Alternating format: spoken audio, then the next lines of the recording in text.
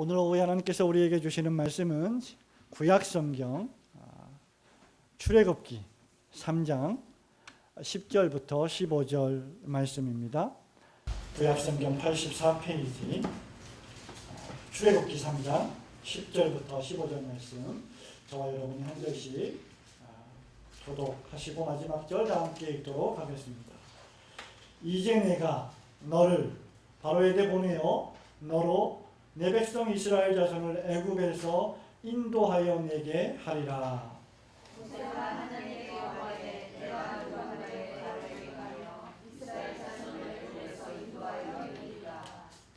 하나님이 가라사대 내가 정녕 너와 함께 있으리라.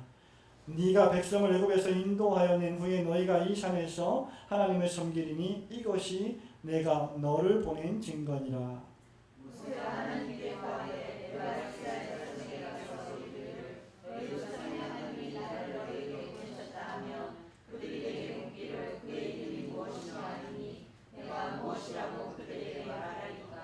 하나님이 모세에게 이르시되 나는 스스로 있는 자니라. 또 이르시되 너는 이스라엘 자손에게 이같이 이르기를 스스로 있는 자가 나를 너희에게 보내셨다 하라. 하나님이 또 모세에게 이르시되 너는 이스라엘 자손에게 이같이 이르기를 나를 너희에게 보내신 이는 너희 조상의 하나님 곧 아브라함의 하나님 이삭의 하나님 야곱의 하나님 여호와라 하라. 이는 나의 영원한 이름이요 대대로 기억할 나의 표본이라. 아멘.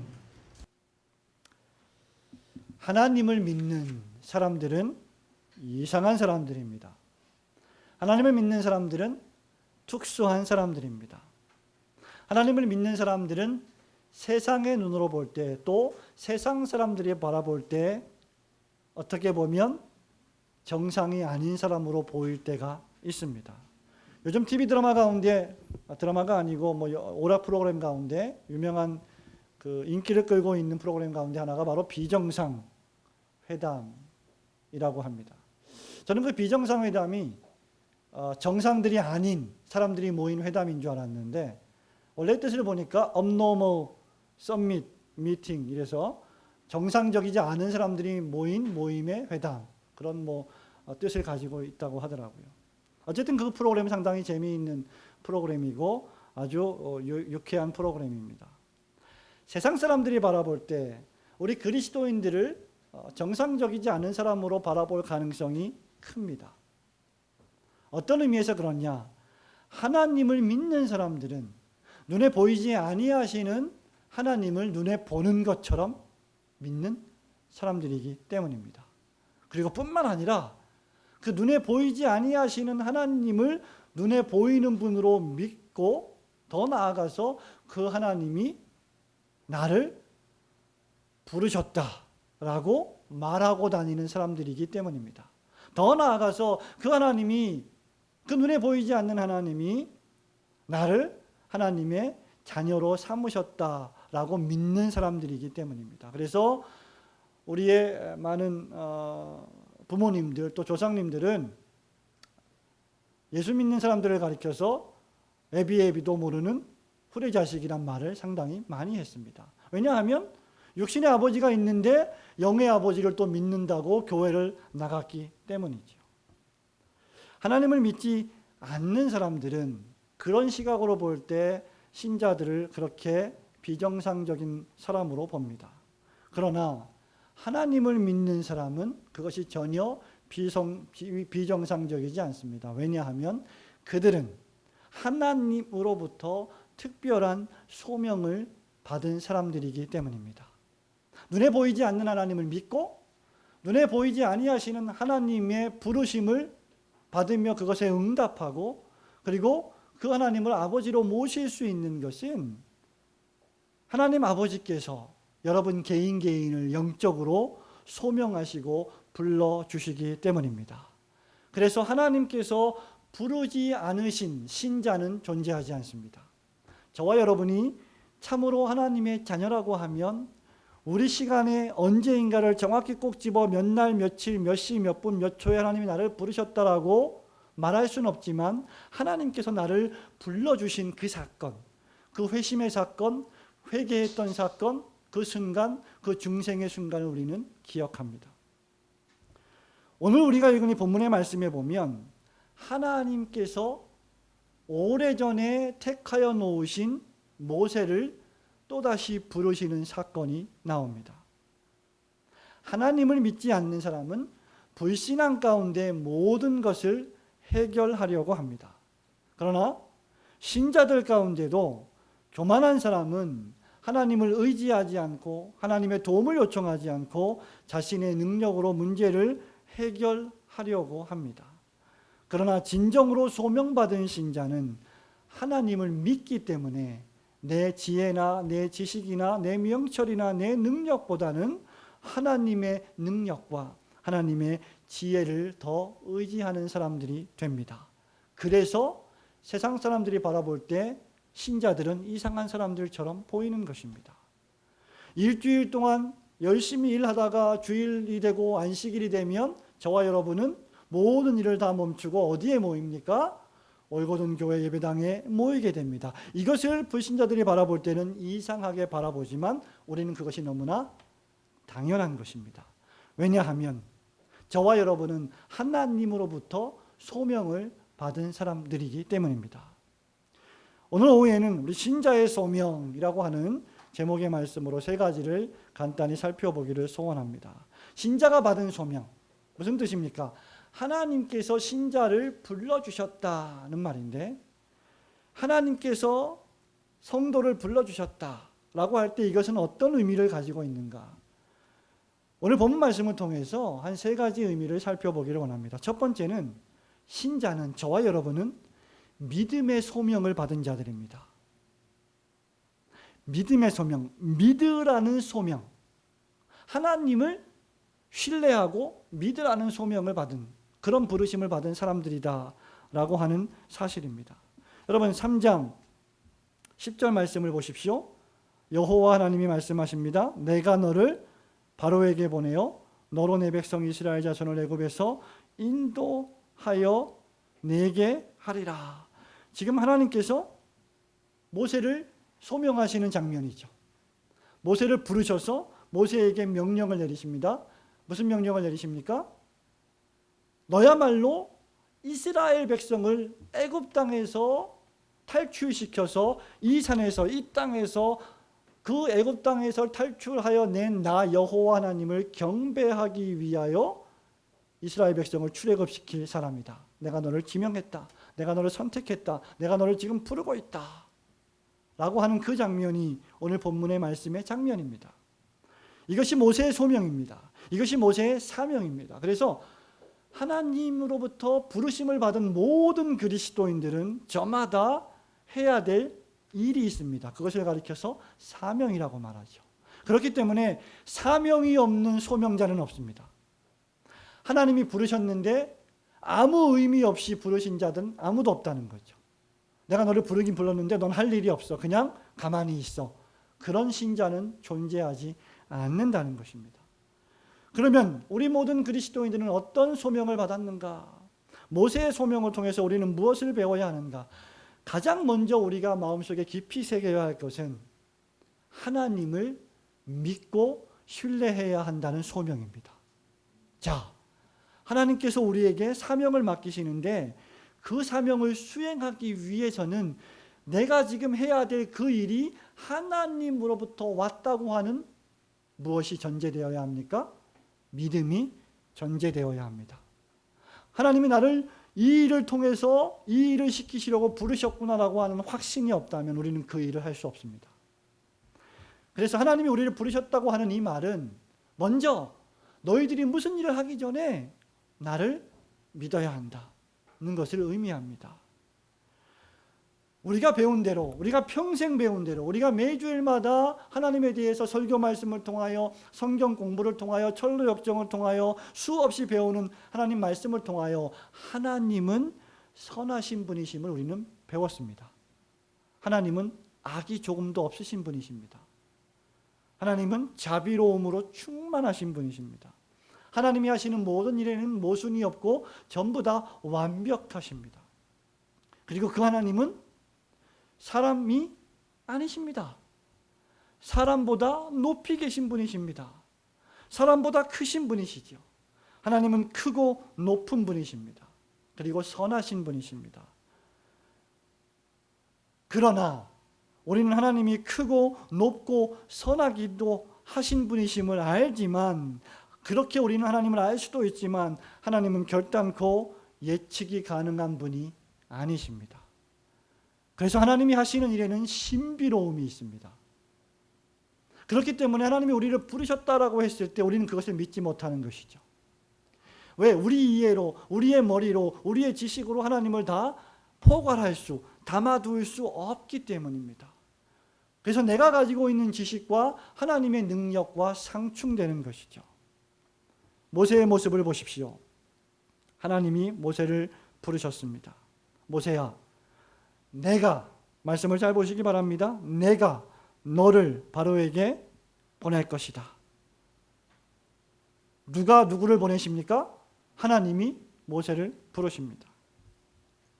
그리고 그가 할 일은 애굽에서 이스라엘 자손을 인도하여 내는 구원의 사명이었습니다. 바로 그때 모세가 11절에서 뭐라고 말씀하십니까? 내가 누구간데 바로에게 가며 이스라엘 자손을 애굽에서 인도하여 내리까. 지금 모세는 자기의 지식, 자기의 모습, 자기의 형편, 자기의 상황을 바라보면서 하나님이 맡기시는 이 일을 확신하지 못하고 있는 현실을 보게 되는 겁니다. 이것은 믿음이 없는 처사일 수도 있겠지만 믿음이 있다 할지라도 너무너무나 무시무시한 일입니다. 그렇지 않습니까? 인간 모세 한 명이 과연 그 당시에 대제국의 황제인 파라오와 그들의 군병을 어떻게 이기고 이스라엘 백성을 애굽에서 데리고 나올 수 있다는 말입니까? 거의 불가능한 일입니다. 그러니까 하나님께서 뭐라고 말씀하십니까? 나는 스스로 있는 자다. 스스로 있는 자가 나를 너희에게 보내셨다고 해라 라고 하나님께서 또 말씀하고 계십니다.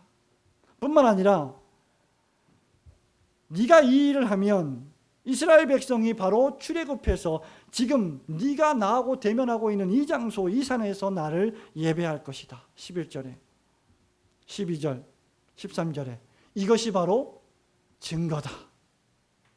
자, 이 증거는 언제 이루어질 것입니까?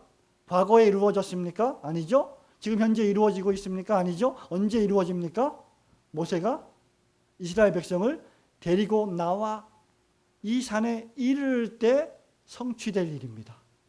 지금 하나님은 미래에 성취될 그 일을 지금 모세에게 약속하고 있는 것입니다. 사랑하는 성도 여러분, 하나님은 저와 여러분이 아니십니다. 하나님의 길은 우리의 길과 다릅니다. 하나님의 생각은 우리의 생각이 아닙니다. 하나님의 뜻은 높습니다.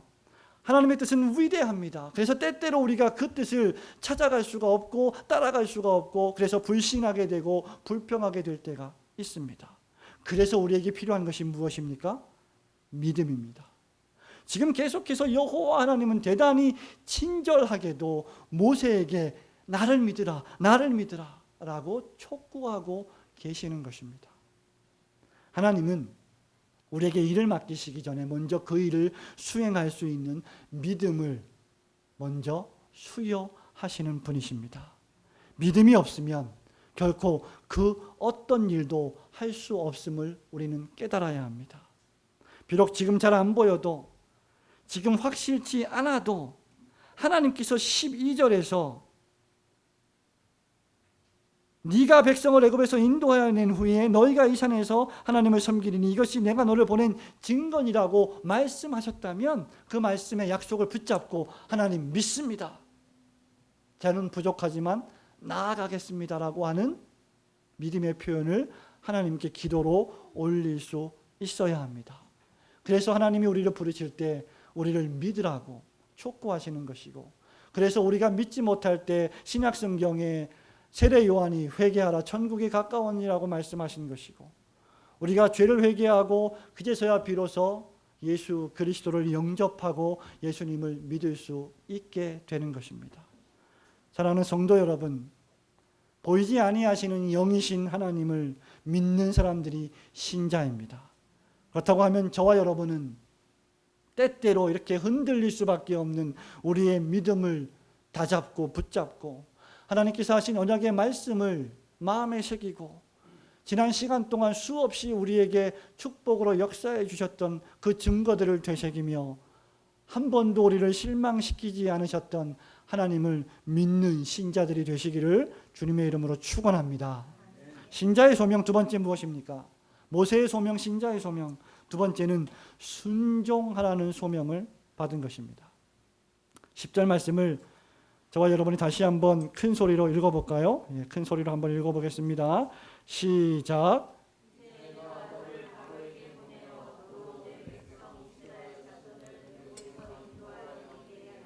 아멘. 자, 모세야, 네가 바로에게 가야 한다. 바로 앞에 설 자는 누구입니까? 하나님이 아니십니다. 하나님은 직접 나서는 경우가 별로 없으십니다. 그래서 안 보이십니다. 하나님은 사람을 통해서 일하십니다. 그래서 신약 성경에 와도 예수 그리스도께서 얼마든지 모든 위대한 일들을 다 할 수 있음에도 불구하고 그는 아무 보잘것없는, 아무 힘이 없는 무식한 12 제자들을 불러서 그 일을 수행하게 하신 것입니다. 모세야, 이스라엘 자손을 인도해내야 한다. 이것이야말로 정말 과중하기 짝이 없는 너무나 무거운 짐입니다. 아까도 말씀드렸지만 쫓겨나온 모세, 도망쳐 나온 모세가 도대체 무슨 군대가 있고 무슨 병력이 있고 무슨 무기가 있어서 애굽으로 돌아가서 바로 왕으로부터 이스라엘 백성을, 그 60만 명의 이스라엘 백성을 데리고 나올 수 있다는 말입니까? 너무나 힘든 일입니다. 불가능해 보이는 일입니다. 어려운 일입니다. 그래서 저는 모세의 이 11절 말씀이 불평의 말이 아니라 현실적인 말임을 믿게 되는 것입니다. 모세가 하나님께 고하되, 하나님, 내가 누구간데 바로에게 가며 그 다음 내가 누구간데 이스라엘 자손을 애굽에서 인도하여 내리까. 내가 누굽니까? 내가 누구간데 Who am I? 이 무슨 표현입니까? 하나님 보실 때 제가 누굽니까? 보잘것없는 존재가 아닙니까? 무슨 힘이 있습니까? 제가 사람을 죽여버리고 무서워서 도망쳐 나온 내가 무슨 능력이 있습니까? 내가 무슨 가치가 있습니까? 정말 무가치한 존재, 보잘것없는 존재, 지식도 없고 지혜도 없고 어떻게 할지 모르는 어린아이와 같은 그런 존재가 아닙니까? 모세의 현실입니다. 모세가 겸손해서 그런 것이 아니라 실제로 모세가 그랬습니다. 하나님, 저는 못합니다. 나는 힘이 없습니다. 나는 능력도 없습니다. 그래서 하나님이 10절에 이제 내가 너를 보낸다라고 말씀하시는 것 아닙니까? 지금 10절과 11절에서 여러분이 잘 살펴보아야 할 두 단어가 있습니다. 10절에는 여호와 하나님께서 1인칭으로 내가 라고 말합니다. 11절에서는 모세가 1인칭으로 내가. 여호와 하나님은 내가 너 모세를 보내겠다라고 말씀하시고, 모세는 내가 누구간데 바로 앞에 서겠습니까? 라고 지금 여호와 하나님의 명령에 반항하고 있는 것입니다. 왜? 현실이 그렇기 때문입니다. 그렇습니다. 성도 여러분, 우리는 못합니다. 저는 못합니다. 제가 누구간데, 여러분이 누구이간데 하나님의 백성들을 영도하고 매주마다 하나님의 말씀을 설교하고 그들을 여호와 하나님께서 명령하신 복락으로 인도하고 그들의 믿음을 성장시키고 그 일을 우리가 어떻게 감당할 수 있겠습니까?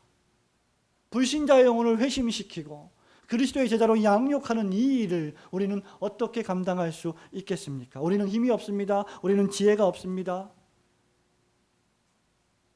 그래서 필요한 것이 무엇입니까? 믿음이라는 것입니다. 무슨 믿음이요? 야, 이스라엘 백성을 출애굽시키는 장본인은 네가 아니다. 나다. 내가 할 것이다. 내가 너를 보낼 것이다. 내가 너를 바로 앞에 세울 것이다. 그리고 바로는 너의 말을 듣지 않을 것이다. 그러니 그에게 말하라. 스스로 있는 자가 나를 바로 앞에 세우셨나이다 라고 말하라. 그래도 듣지 않을 것이다. 그러면 내가 그들을 칠 것이다. 내가 그들에게 진노를 내릴 것이다. 재앙을 내릴 것이다. 이스라엘 백성을 애굽에서 탈출시키는 분은 모세가 아닙니다. 하나님이십니다. 우리가 이것을 볼 수 있어야 합니다. 하나님께서는 아주 자세하게 우리에게 말씀해 주십니다. 순종할 수 있도록 말입니다. 왜냐하면 우리는 본질적으로 본성적으로 하나님의 말씀에 순종하고 싶지 않은 부패한 심령들을 가지고 있기 때문입니다. 18절 말씀을 같이 읽어보겠습니다. 3장 18절 시작. 그들이 내 말을 들으니 너는 그들의 장로들과 함께 애굽 왕에게 이르기를 히브리 사람의 하나님 여호와께서 우리에게 임하셨은즉 우리가 우리 하나님 여호와께 희생을 드리려 하오니 사흘길쯤 광야로 가기를 허락하소서 하라. 19절 시작. 내가 아노니 강한 손으로 치기 전에는 애굽 왕이 너희의 가기를 허락지 아니하다가 내가 내 손을 들어 애굽 중에 여러 가지 이적으로 그 나라를 친 후에야 그가 너희를 보내리라. 계속해서 지금 하나님은 앞으로 벌어질 일들에 대해서 모세를 안심시키고 확신시킵니다. 제가 하나님이라면 그럴 리가 없겠지만 제가 하나님이라면 이 일을 못하겠습니다. 지쳐서 못하겠습니다. 여기서 끝나는 줄 아십니까? 모세가 또 어떤 변명을 하고 계시는지 아십니까?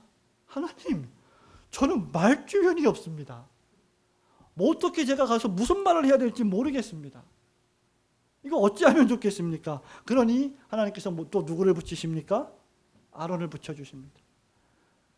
그래도 불평하자 그제서야 하나님께서 진노하십니다. 내가 이토록 수많은 증거들을 너에게 보여주었고 나의 언약의 말씀을 보여주었고 아브라함의 하나님, 이삭의 하나님, 야곱의 하나님이 역사의 돌판으로 증거되어 있는데 구름기둥, 불기둥의 사건을 네가 앞으로 경험해야 될 텐데 야곱의 돌베개를 네가 지금 알고 있는데 그렇게 보여주어도 너는 왜 못한다고 하느냐?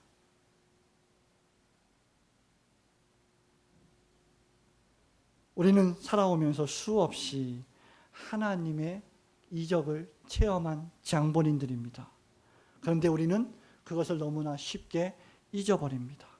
그래서 우리는 우리의 시각을 하나님께 고정시키지 못하고 나에게 고정시킵니다. 그래서 4장 10절에도 나는 모세가 여호와께 고하되 주여 나는 본래 말에 능치 못한 자라.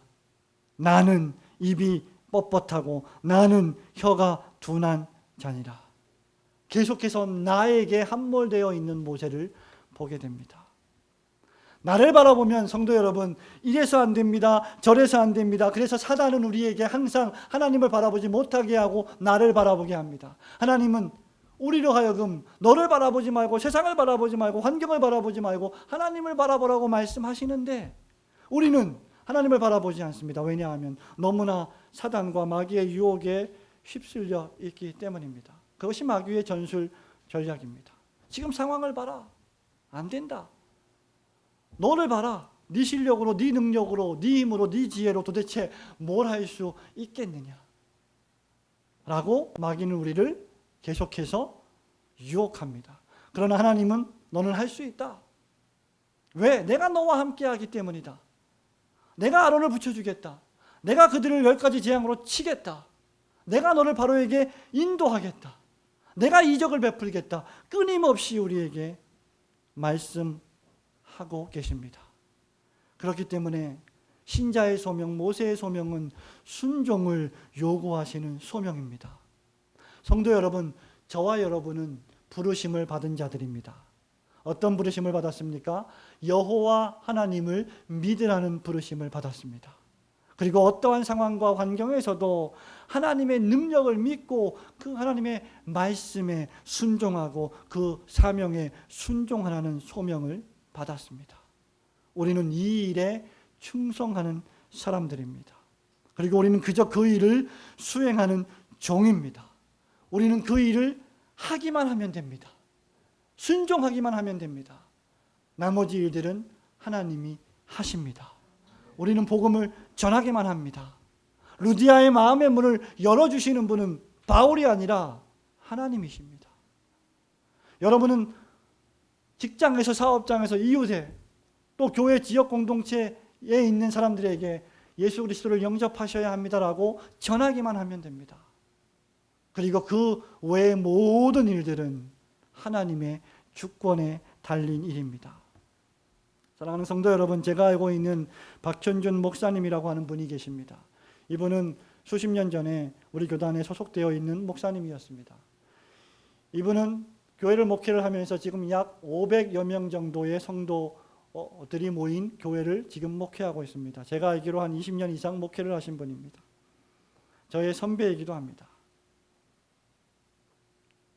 그런데 이분이 최근에 이 교회를 5개 교회로 분립 개척하겠다고 교회 앞에 선언을 했습니다. 그리고 부목사님들, 부교역자들을 훈련시켜서 각각 그 교회의 담임 목사로 파송을 하겠다고 교회 앞에 공적으로 약속을 했습니다. 한 교회도 아니고 500여 명의 성도들을 5교회로 분립해서 개척하겠다고 하는 결단을 내린 것입니다. 더 이상 교회는 대형하러 가면 안 된다.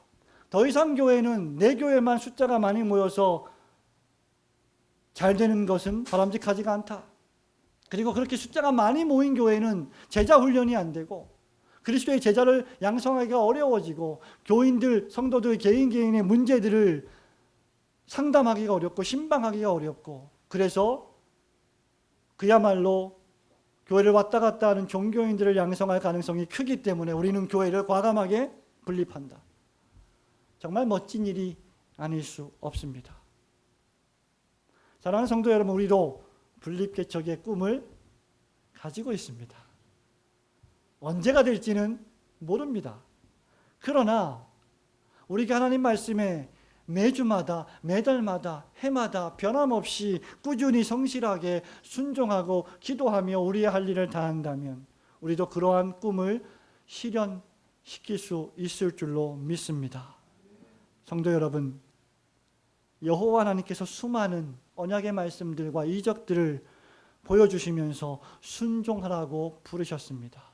저와 여러분도 우리의 삶 속에서 역사하시는 하나님의 손길을 바라보면서 순종하기를 주님의 이름으로 축원합니다. 신자의 소명, 모세의 소명, 마지막 세 번째는 예배의 소명을 받은 자들이라는 사실입니다. 우리가 읽은 3장 12절 말씀 다시 한번 큰 소리로 마지막으로 읽어보겠습니다. 시작. 하나님이 가라사대 내가 정녕 너와 함께 있으리라.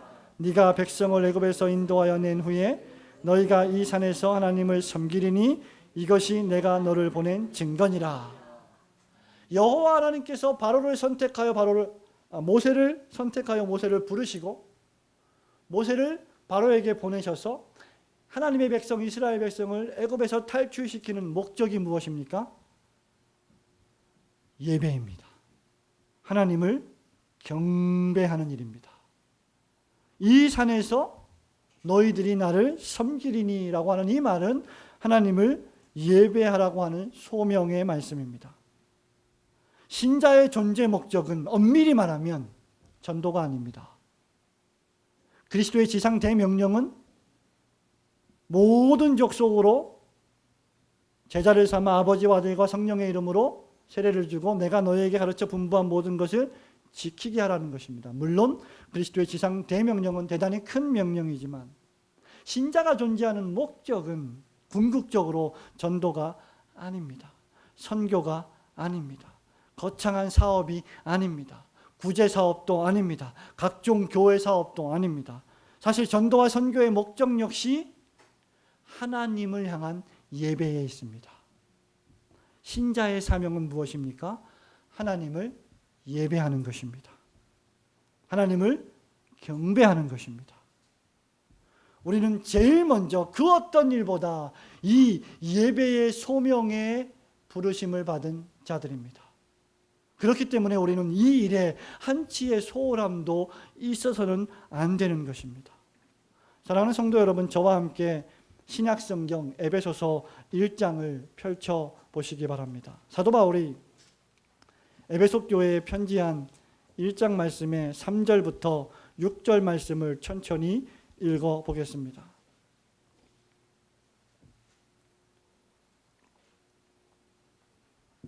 다 함께 읽습니다. 시작. 찬송하리로다. 하나님 곧 우리 주 예수 그리스도의 아버지께서 모든 신령한 복으로 우리에게 복 주시되 곧 창세전에 그리스도 안에서 우리를 택하사 우리로 사랑 안에서 그 앞에 거룩하고 흠이 없게 하시려고 그 기쁘신 뜻대로 우리를 예정하사 예수 그리스도로 말미암아 자기의 아들들이 되게 하셨으니, 거기까지. 우리는 하나님을 찬송해야 합니다. 이유는 하나님께서 그리스도 안에서 창세전에 우리를 선택하셨기 때문입니다. 그리고 때가 참에 우리를 예정하신 그 사람들을 사랑 안에서 거룩하게 하고 흠이 없게 하시려고 예정했고 당신의 자녀 삼으셨습니다. 그 이유가 6절입니다. 다 같이 읽습니다. 시작. 이는 그의 사랑하시는 자 안에서 우리에게 거저 주시는 바 그의 은혜의 영광을 찬미하게 하려는 것이라. 하나님께서 우리를 지으시고 하나님이 우리를 선택하시고 예정하시고 우리를 불러주시고 우리를 죄 용서해 주시고 우리를 의롭다 하시고 우리를 하나님의 자녀 삼아주신 위대한 최고의 목적은 바로 하나님의 그 은혜의 영광을 찬송하게 하는 것, 예배하게 하는 것임을 믿으시기를 주님의 이름으로 축원합니다. 우리 하나님은 언약의 하나님이십니다. 아브라함의 하나님, 이삭의 하나님, 야곱의 하나님이십니다. 이들을 자기 백성 삼으신 분이 여호와 하나님이십니다. 아브라함과 이삭과 야곱의 하나님이라고 하는 이 말은 언약의 하나님이란 뜻이고, 언약의 하나님이란 이 뜻은 구원의 하나님이란 뜻입니다. 예수 그리스도의 이름의 뜻이 무엇입니까? 기름 부음 받은 자, 자기 백성을 저희 죄에서 구원할 자이십니다. 예수님의 이름 역시 구원이십니다. 다시 출애굽기 4장으로 돌아가 보시기 바랍니다. 3장 15절 말씀을 다 함께 읽습니다. 시작. 하나님이 또 모세에게 이르시되 너는 이스라엘 자손에게 이같이 이르기를 나를 너희에게 보내신 이는 너희 조상의 하나님 곧 아브라함의 하나님, 이삭의 하나님, 야곱의 하나님 여호와라 하라. 이는 나의 영원한 이름이요 대대로 기억할 나의 표언이라. 4장 5절입니다. 다 같이 시작. 또 가라사대 이는 그들로 그 조상의 하나님 곧 아브라함의 하나님, 이삭의 하나님, 야곱의 하나님 여호와가 내게 나타난 줄을 믿게 함이니라 하시고 라고 했습니다. 이 말은 하나님께서 언약의 하나님이시고 그 하나님께서 우리를 구원하신 구원의 하나님이시고 그 하나님께서 우리를 구원하신 목적은 하나님을 예배하고 경배하고 섬기게 하기 위함이라는 사실입니다.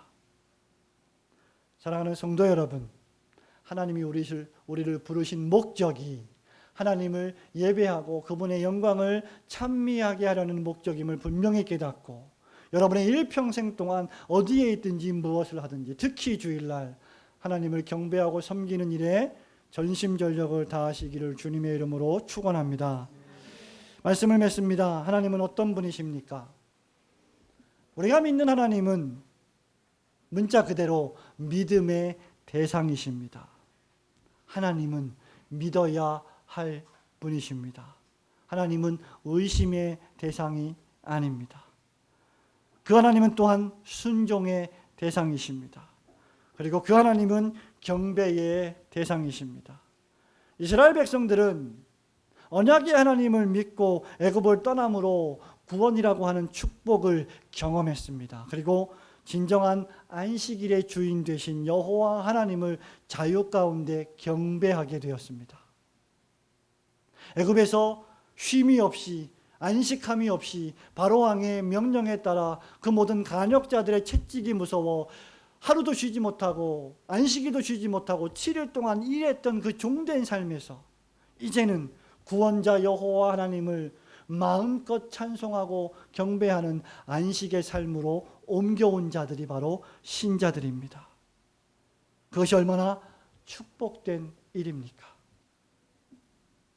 그런데 여러분, 이스라엘 백성들은 그 놀라운 구원의 은혜, 그 놀라운 홍해의 기적, 그 놀라운 만나와 메추라기, 그리고 그 놀라운 구름 기둥과 불 기둥의 보호를 받았음에도 불구하고 우리가 몇 주 동안 살펴본 출애굽기의 말씀처럼 그저 물 한 모금이 없다고 하나님을 부인하고 배격하는 그러한 태도를 보였던 족속들입니다. 그 이스라엘 백성들을 바라보면서 우리는 혀를 끌끌 찹니다. 우리가 정말 이스라엘 백성이었다면, 내가 이스라엘 백성이었다면, 내가 그 홍해 기적을 체험했다면, 내가 만나와 메추라기를, 그 만후라고 하는 히브리어, 이것이 무엇이뇨?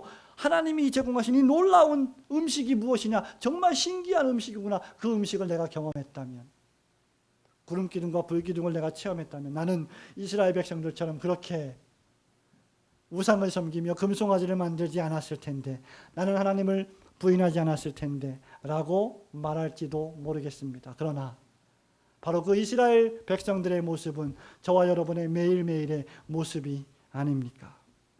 그래서 끊임없이 우리는 여호와 하나님을 믿는 훈련을 해야 한다는 것입니다. 그리고 끊임없이 계속해서 한 번 순종하고 끝나는 것이 아니라 죽을 때까지 하나님의 말씀에 순종하는 삶의 훈련을 해야 되는 것입니다. 그 이유는 하나님께서 경배의 대상, 예배의 대상이 되시기 때문입니다. 우리는 예수 그리스도의 희생제사를 믿음으로 죄에서 구원을 받아 하나님을 경배하는 하나님의 백성들이 되었습니다. 애굽에서 구원하여 주신 여러분의 구원의 그 값과 구원의 목적을 헛되이 하지 않고 늘 하나님을 신뢰하고 하나님의 약속을 믿으며 그리고 그 하나님의 말씀에 순종하며 하나님을 진정과 신령으로 예배하시는 성도님들이 되시기를 주님의 이름으로 축원합니다.